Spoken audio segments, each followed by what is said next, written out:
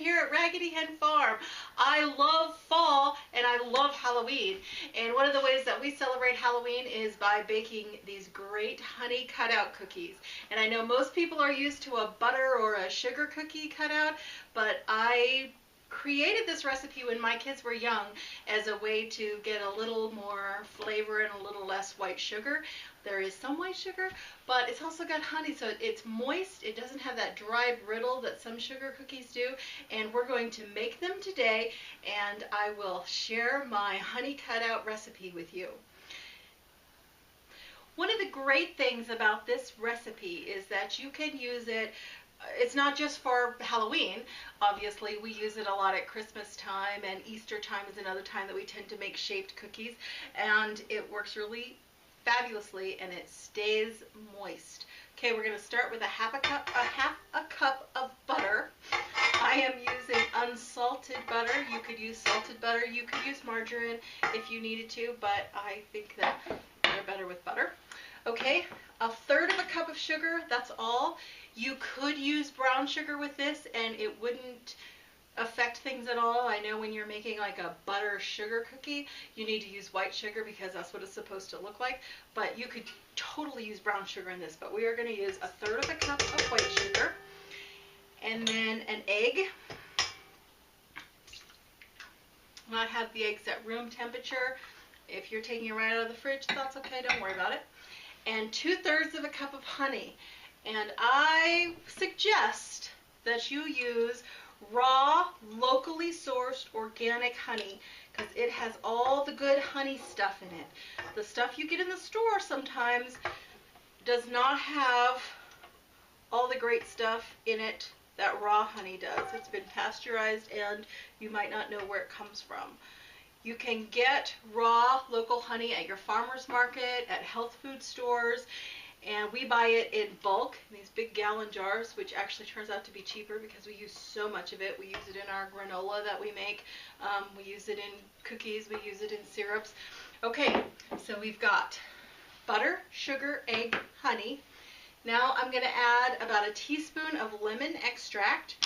This is organic lemon extract. I know you get tired of hearing me say it, but why not?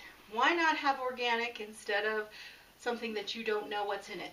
Okay, a teaspoon of lemon extract. Now, if you're not a big fan of lemon, you could use vanilla. You could use almond extract. I have used that before. But lemon just goes really great with the honey. Okay, we're going to just sort of cream this all together. You could do this by hand. You can use a hand mixer. I love the stand mixer. It makes it so easy. Sometimes I can get things started and do other things and just toss stuff in. It's not going to take very long to cream it.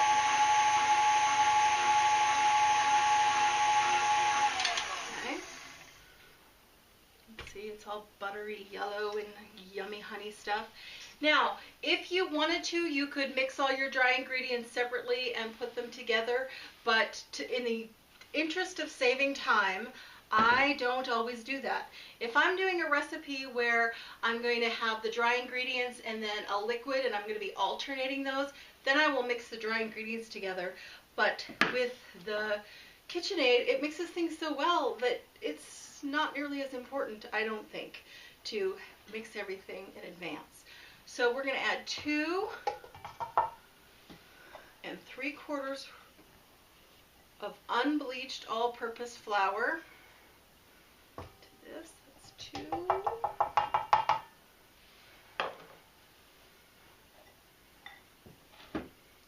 3/4.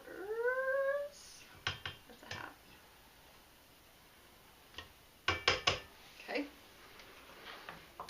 And then a teaspoon of baking soda.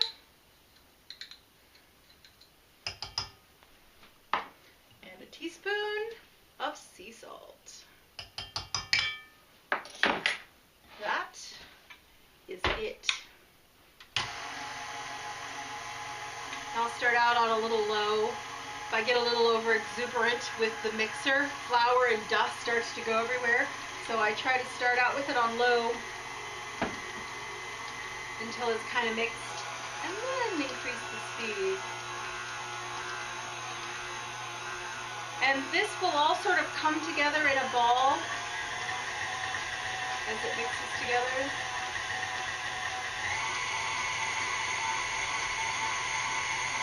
Almost there. Now my kids talk, I think that they're very fond of this recipe, but they have all told me that it wasn't until they went to someone else's house that they realized that their sugar cookies tasted different than our sugar cookies, because of course I made our sugar cookies with honey. So when they went to other people's house, they're like, these don't taste like the ones we have at home. And I had to then confess that I'd been calling our sugar cookies so they wouldn't know the difference. Okay, we're going to scoop all of this together. It needs to chill for about a half hour, and then we're going to come back and we're going to cut out some fun Halloween shapes. All right, we'll be right back. Okay, our cookie dough has been chilling for about a half an hour. I do it in the freezer just for extra insurance. The oven is preheating to 375 degrees. Put a little flour on my baking cloth here. It's a nice soft dough. If you were to chill this, and at this point, after you mix it up, you could wrap it like up in wax paper and saran wrap and freeze it, and then just pull it out and use it as you needed to. And it would be a little bit of a thicker dough if you did that. See how soft it is? I don't know if you can tell on camera, but it's pretty soft. Oh look, I was taking a shortcut. Didn't put my pastry cloth on, and sure enough, it's stuck. Nothing a little flour can cure. So if you've ever made sugar cookies or butter cookies, you will see that this looks quite comparable. Maybe it's a little bit more of a khaki color, but nobody's going to know the difference until they taste them. All right. I like to put a little bit of flour on my pastry cloth. And if you don't have a pastry cloth, use a counter, use a cutting board, just a little flour. No problem. Let's see. It's a cauldron. When I first saw it, I thought it was an owl, but it's actually like a little cauldron.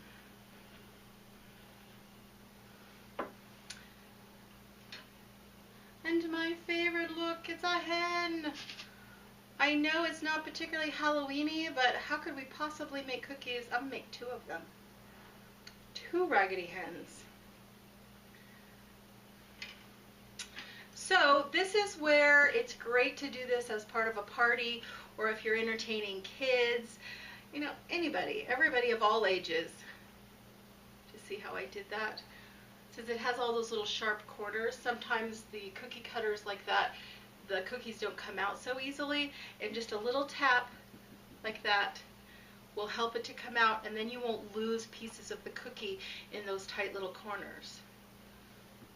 If you try to push it out, sometimes the cookie gets caught and you lose your little pointy pieces. Okay, so we're going to arrange these on our baking sheet, and when we come back, I'll show you what they look like when they come out of the oven. Okay, we've made our cookies, and I try not to make them, to cook them too long, and I don't think I said that it takes about 8 to 10 minutes, and it's a pretty hot oven, 375, and I know they're getting done when they get just a little bit of brown around the edge. Not too much. How nice they look on the bottom. Now, I'm going to make, this is my icing recipe, and you can frost these however you want, but I created this icing when the kids were little, again. It goes on really wet, and it's easy to kind of play with and slop around with, and then the cookies dry hard. So they're great for, like, if you need to take cookies to a party, or you're going to put them in a cookie jar, because they stay looking really pretty and they get this nice icing topping and they don't smudge. Okay, so it's super, super easy. I know I say that a lot. Okay. I wish I could say that this is healthy icing. It's not particularly healthy. It's made with powdered sugar. All right. And we want 1 cup of powdered sugar. This is really easy to double this recipe, but since this is as many cookies as I made, I'm only going to use 1 cup. You could also use 2 cups, and I'll show you how that goes. So, 1 cup of powdered sugar, a 1/2 teaspoon of vanilla. I know this doesn't look like vanilla, but we make our own vanilla here. I don't know if you can see or not, but we put organic vanilla beans in a jar and you can put whiskey or rum or bourbon. I like to use whiskey, and then it just sits here, and it takes about 6 weeks maybe to get the vanilla until it's usable. And then when I use vanilla beans for other things and I scrape the beans out, then I just put the pods in here, and so it just continues to stay nice and strong, and it's better than anything you could get in the store. Okay, so I'm going to put about a 1/2 teaspoon of vanilla in here.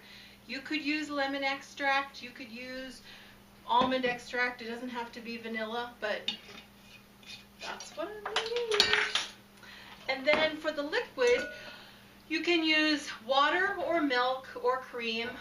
I'm using a little bit of 1/2 and 1/2, and it's not going to take very much. So I'm going to show you.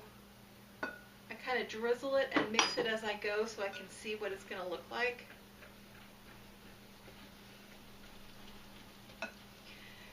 And I was trying to think of what I could compare it to so that you would know the right consistency. This is about what you want.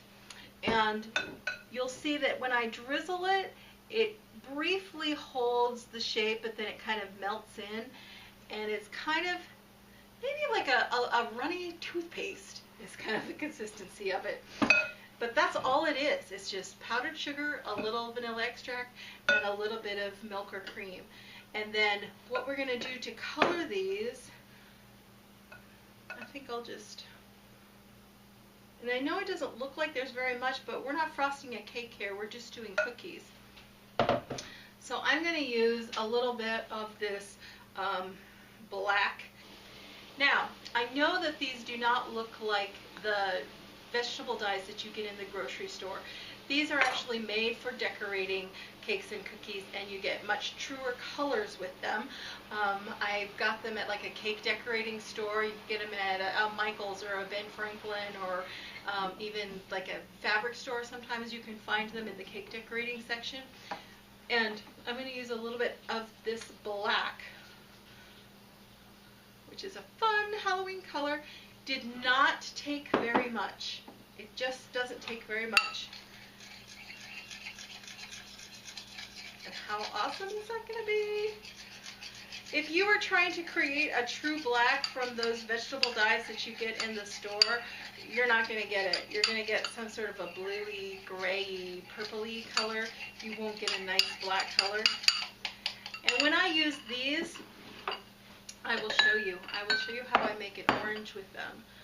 They also do not take very much of the dye, but I use toothpicks, and that's how I keep from getting too much of the dye in them.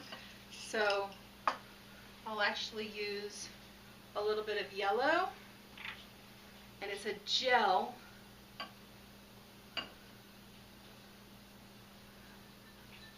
It just does not take very much of it. And then for the red, I use a different toothpick. The thing with working with these dyes, you can always add more, but you cannot take stuff away. So you will want to start sparingly.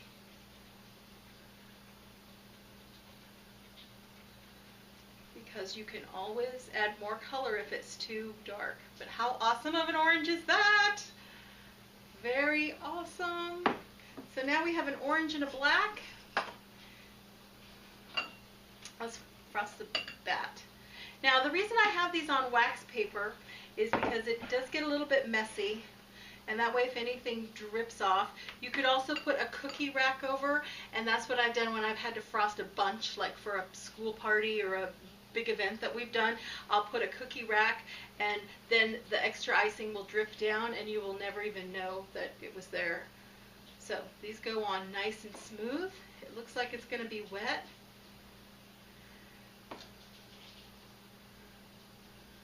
Now, the great thing about this icing is you do not have to be perfect, and yet the cookies will end up looking perfect. You do not have to have a little, carefully putting lines on them or anything like that. You can just slop it on. It's great for kids to do. You can mix colors. In fact, I'll show you a little trick that I like to do with a little bit of orange here. After I put the black on. And take a little bit of orange, and it's so nice and wet that I can do that. You ever wonder how the fancy bakery cookies look so good? It all is in the icing. And then it's gonna harden like that and look pretty fancy. Okay, let's see. Let's do a pumpkin so you can see how nice the orange is. It is worth the investment, I think, to get some good dyes. They last forever. These little containers here, I think I've had for 4 years, and they're maybe half used. So they last much longer because you don't have to use as much, and you get such beautiful colors. So if you're going to add some sprinkles, and look at all these awesome Halloween sprinkles. If you're going to add sprinkles, you want to do it while the cookie's a little bit wet. It's so nice. And let's put a little orange on this pad.